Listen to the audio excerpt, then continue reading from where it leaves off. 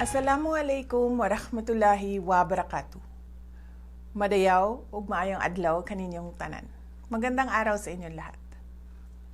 Mga kababayan, ang tinatamasa nating kalayaan ngayon ay bunga ng tunay at wagas na pagmamahal ng mga bayaning Pilipino sa ating bansa at ang magiting nilang paninindigan laban sa pang-aalipin ng mga dayuhan.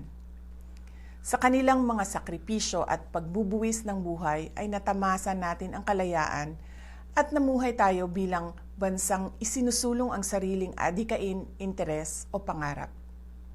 Ang araw ng kalayaan ay pagkakataon hindi lamang upang ipagdiwang ang ating kalayaan, kundi upang paalalahanan din tayo sa ating tungkulin na bantayan, pangalagaan at ipagtanggol ito sa lahat ng panahon. Paglapastangan sa alaala ng ating mga bayani ang pagyakap sa kultura ng pagkaalipin. Paglapastangan sa diwa ng kalayaan ang pagsasawalang bahala sa paghihirap ng maraming pamilyang Pilipino at ang paglabag sa mga karapatan at sa batas. Kabilang sa mga hamon sa ating kalayaan ay ang pagmamalabis at katiwalian sa gobyerno, laganap na droga, problema sa edukasyon, kahirapan at gutom.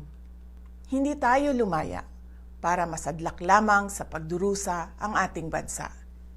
Hindi tayo lumaya para muling mawalan ng karapatan at maging alipin ng iilan.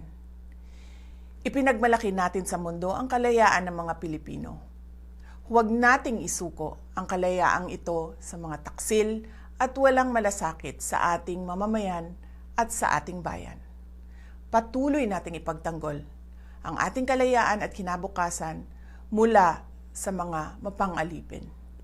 Ang lahat ng ginagawa natin ay para sa Diyos, sa bayan at sa bawat pamilyang Pilipino. Syukran.